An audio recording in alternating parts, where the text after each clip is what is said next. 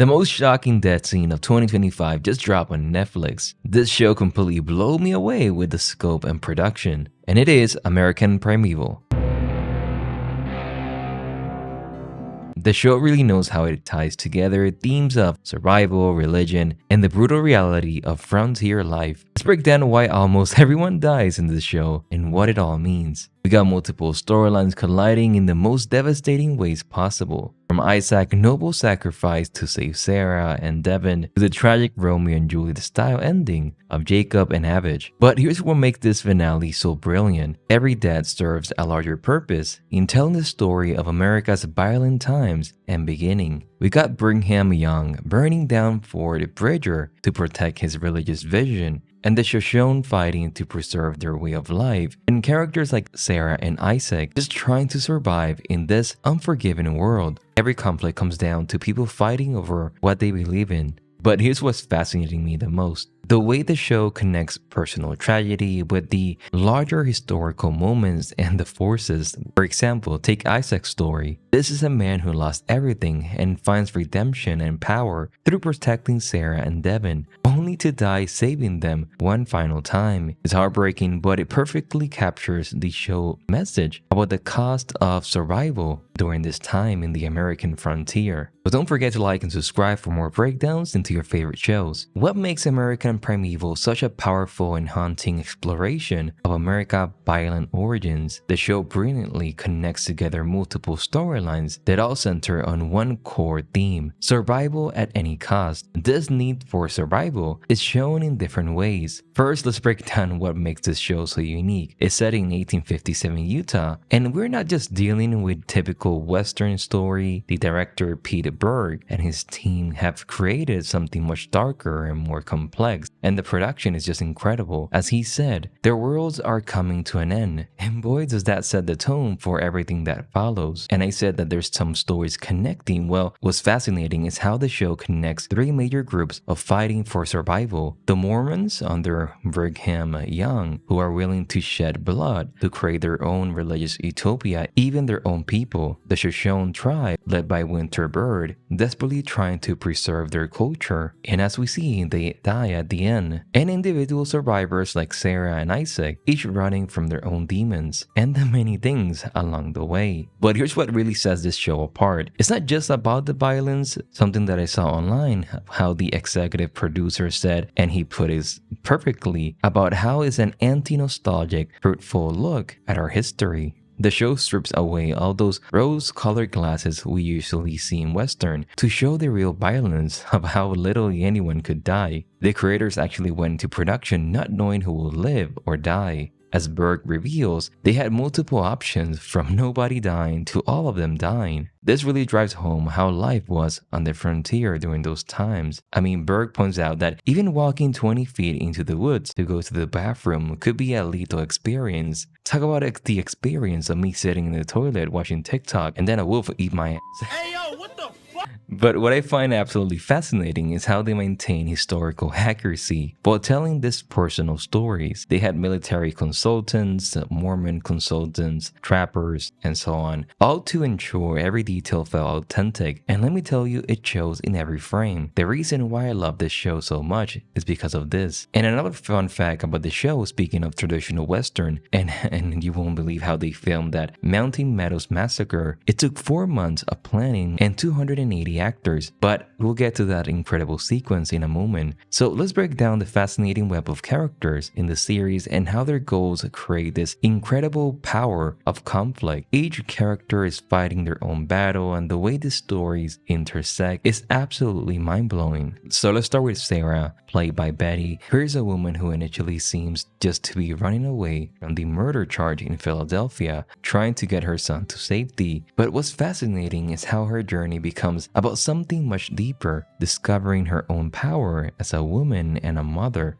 Berg says, Sarah always knew she was strong, but now she's got an added ability to her strength. Then we got Isaac, and oh my god, he absolutely nails this character. So Isaac is, as the creator put it, a broken man from the beginning. He's lost his wife and child, and he's basically just waiting to die. And here's what makes his story so interesting and why the ending is beautiful. In this journey of trying to bring them to California, and through protecting them, he finds a reason to live, right before making the ultimate sacrifice. I mean, this sacrifice is shown in all of the characters, including the tragic story of Jacob and Average, which these two Mormons, and we have to discuss about them because these two started as Mormons, but watch how their path diverge. Average witnessed the Mountain Meadows Massacre and then joins the Shoshone. Jacob, as he's traumatized by the violence, becomes a pawn in the very system that destroyed their lives. Their final reunion, absolutely heartbreaking, as they don't even recognize each other. He looks super different and she has the makeup. So let's discuss Ava's journey real quick. And after witnessing again this horrific massacre, she's taken with the Shoshone and she is learning their ways and adopting their culture. And as Berg explains, they wanted to explore this young Mormon woman who's pushed to a life and marriage that she didn't ask for, and through fate, she ends up in a much different world. But here's what makes this story so brilliant. Look at Jacob's completely different response to trauma.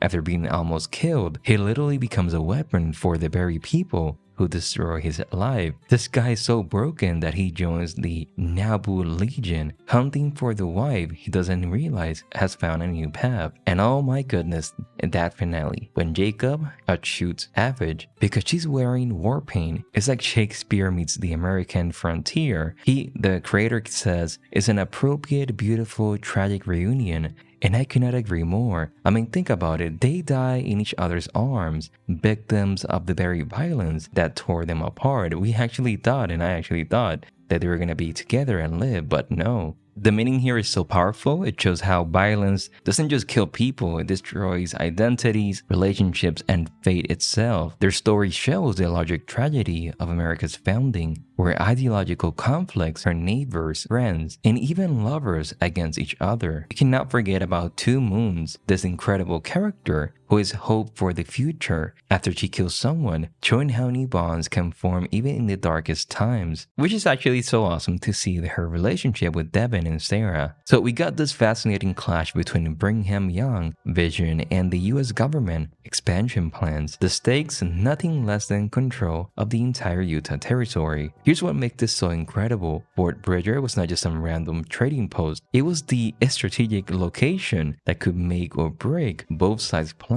Think about it. For the US Army, it was their staging ground to maintain control. For Brigham Young, it was a threat to his dream of an independent Mormon state. It showed their love of their lands. And that's the reason why I find it absolutely fascinating when his decision to burn Fort Bridger after buying it, as Berg explains in the show. Without Bridger, the army will have trouble being able to attack them. So he bought it and immediately burned it down to the ground. Talk about a power move. I mean, that's the reason why they eliminated the army. And also the Mountain Meadows Massacre also plays into this crucial role in the story. This was not just some random act of violence. It showed the absolute breaking point between the Mormons and outsiders. And I think the show brilliantly used the historical event to kick off the story of the main characters. Also, another fun fact, it took 8 months to build. And get this, they rarely use any power tools to keep it authentic, and they actually burn it, so that's so awesome. Now, all of this conflicts eventually led to what historians call the Utah War. But here's the twist. It was not just about religion or its territory. It was about competing visions of what America should be. And you think about it,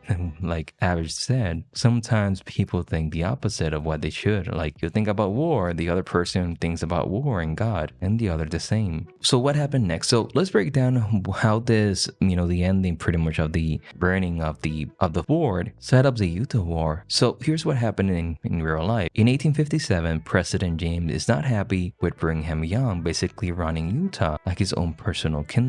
So what makes this conflict so fascinating is Brigham has created this incredible Mormon safe haven in Utah, and he also has his own army, the Nabu Legion, the same one we see in the show. So the US government was like, hold up, you cannot just run your own country inside our country. The war happens. So the crazy part, this was practically a bloodless war. 150 plus people died, and Young stepping down as governor in 1858, which again changed everything about how Utah operated. And I love how these events capture how everyone is affected by it, from Sarah and Isaac to the Shoshone, as well as Jim, which makes me love how fascinating the Isaac story is and his journey. This is a man who's already experienced devastating violence, losing his wife and child. When he meets Sarah, he's basically just waiting to die. As Berg put it, it's rare that you meet people whose problems and situations in life are so tragic that you actually think that a noble death is maybe the best possible outcome. Now, let's discuss why this ending is so powerful. So after all the death and violence we have seen, Isaac's sacrifice, the burning of Fort Bridger, the tragic end of